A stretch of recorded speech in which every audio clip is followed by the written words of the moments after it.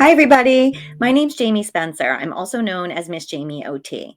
I've been a full-time school-based occupational therapist for 22 years.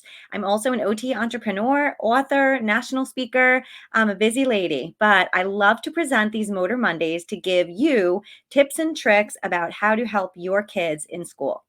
These videos have been focusing lately on school-based assessments, and today we're going to be talking about the TVMS.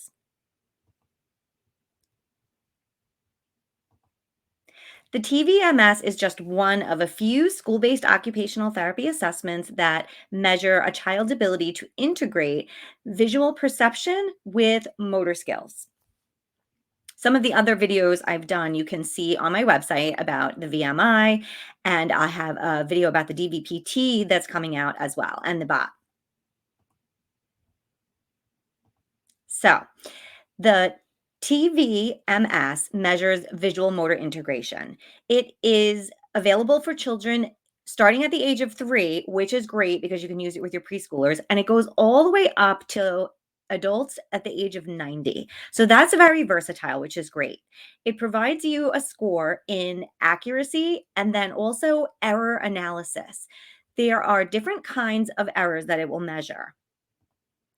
Incorrect closure, angles that are not correct, line quality, line length, lines connect incorrectly, size or part changed, added or deleted part, a rotated or reversed part, or shape overlap. So you're really looking at each image very, very closely to see exactly what the child did incorrectly.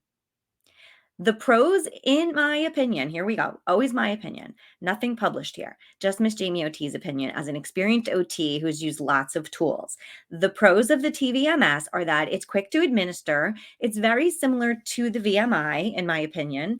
The error analysis gives you more information about exactly what the child is doing incorrectly.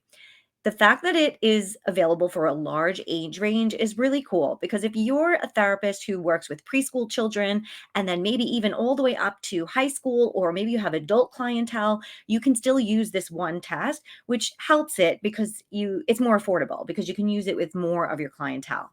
And the pictures that the child has to copy are a little different than some of the other more common ones that we see in some of the other assessments. So that's what I like about the TVMS-3. What I don't like about the TVMS-3, personally, I feel like it's a little annoying to score because you're looking at all of those different kinds of errors.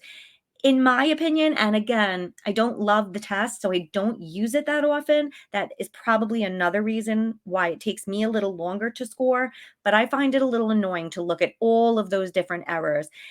You're kind of doing the same thing in the bot too, but there's a lot more forms in the TVMS-3.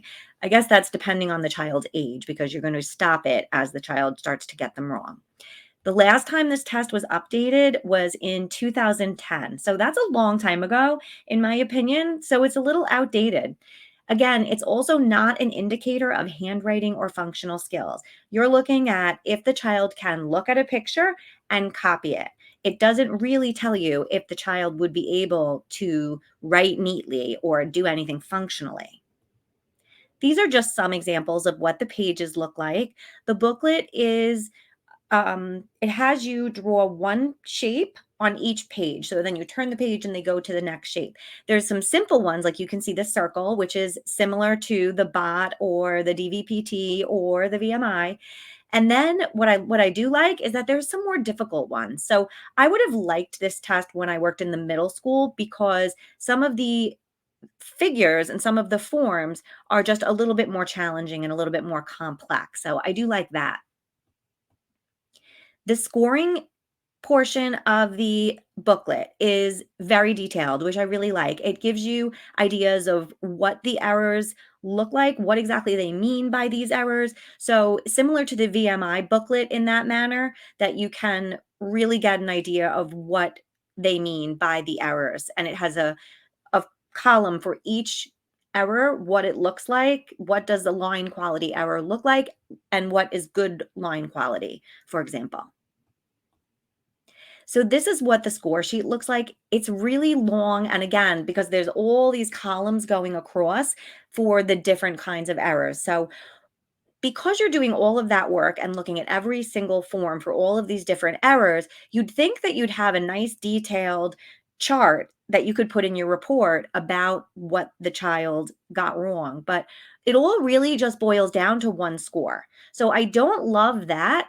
After doing all this work, I'll know that they did poorly in terms of line quality, or that they had a lot of errors in terms of line quality, but I still only end up with one score, which is their accuracy score. So that reminds me of the MVPT, where we're asking them all these questions, and we end up with just one score, which I don't like because it just gives me a visual motor score. It doesn't give me more information, just that one score.